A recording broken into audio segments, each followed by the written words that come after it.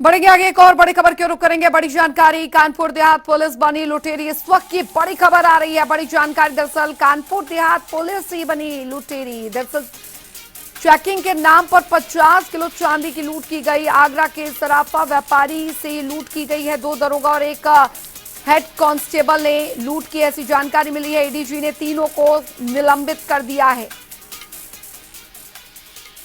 गौरव शुक्ला संवाददाता कानपुर देहात से हमारे साथ जुड़ गए हैं ज्यादा जानकारी के साथ। गौरव, पूरा मामला आपसे जानना चाहेंगे, क्या हुआ था आखिर? देखिए अंजलि, बिल्कुल बता दूं कि पूरी घटना जो है कोतवाल की है, जहाँ कोतवाली के कोतवाल जयपाल अपने सहयोगी दरोगा और हेड कांस्टेबल के साथ औरैया बॉर्डर पहुंचते हैं। और वहां पर जो आगरा के व्यापारी है मनोज सोनी, उनकी कार को चेकिंग के नाम पर रुकवाते हैं और उनके पास से 50 किलो चांदी लेकर रफू चक्कर हो जाते हैं। 3 दिन तक लगातार ये चांदी उनके आवास पर बनी रहती है। कानपुर देहात पुलिस को इस बात की भनक नहीं लगती है। जी। पीड़ित जब औरैया पुलिस में पूरे मामले को दर्ज कराता है तो वहाँ की एसपी चारू निगम पुलिस बल के साथ भोगलीपुर कोतवाली पहुंचती हैं और इस पूरे मामले में छापेमारी करती है। तो कोतवाल जो है जयपाल, उनके आवास से 50 किलो चांदी बरामद होती है और वहां से कोतवाल और जो दरोगा है उसको गिरफ्तार कर लिया जाता है। हालांकि मौके से जो हेड कांस्टेबल है रामशंकर यादव, वो मौके से फरार हो गया है। तो कहीं ना कहीं, जी। क्योंकि जब पुलिस ही लुटेरी हो जाएगी, तो लूट का काम जो पुलिस करने लगेगी, तो आखिर जनता किस पर भरोसा करेगी और कहाँ जाएगी। तमाम अगर बात की जाए कानपुर देहात के सभी थाना क्षेत्रों में इसी तरह से लूट मची हुई है।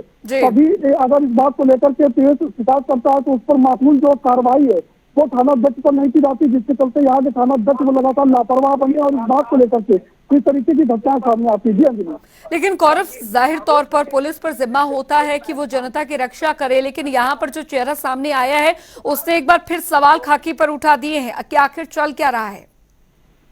देखिए अंजलि, बिल्कुल सवाल तो लाजमी है, क्योंकि जिस तरीके की वारदात ये सामने आई है, कभी अगर किसी सब की बात होती है, अगर एक्सीडेंट का मामला होता है, दो थाना क्षेत्रों के बीच की अगर सीमा का विवाद अक्सर फंसता है, कोई भी थाना अध्यक्ष इसको जिम्मेदारी लेने को तैयार नहीं होता है कि किस तरह से इसका जो है पोस्टमार्टम कराया जाए।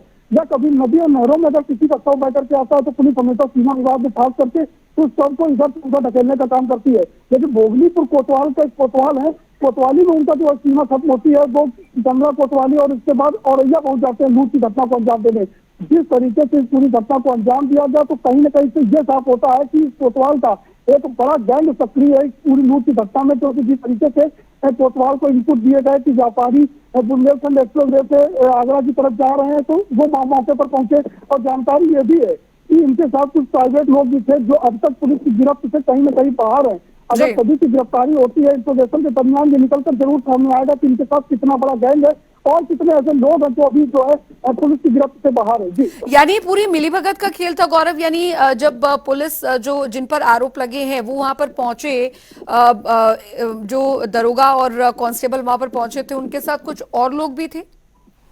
बिल्कुल जाहिर तौर पर जिस तरीके से मुझे जानकारी मिल रही है कि उनके साथ 2 प्राइवेट लोग भी थे और ऐसे में जो चालक था मनीष सोनी का, उसको भी लेकर ये लोग फरार हुए थे। चालक को कब और कैसे छोड़ा जाए ये तो जिस तरीके से औरैया में प्रेस कॉन्फ्रेंस होगी, चारू निगम प्रेस कॉन्फ्रेंस करेंगी, उस आधार पर भी स्थिति स्पष्ट हो पाएगी। लेकिन जिस तरीके से पूरे जाल को बुना गया, जिस तरीके से हरकत की गई, जिस तरीके से घटना को अंजाम दिया गया, इससे बिल्कुल साफ स्पष्ट होता है कि कोतवाल और जयपाल का एक बड़ा गैंग जो है लूट का सक्रिय था और जिस तरीके से इनपुट थे और औरैया तक जा करके इस पूरी घटना को अंजाम दिया गया, इससे साफ इशारा करता है कि इस पूरी घटना में हम लोग शामिल होंगे जो अभी पुलिस की गिरफ्त से बाहर है। जी चलिए, बहुत बहुत शुक्रिया गौरव इस तमाम जानकारी के लिए।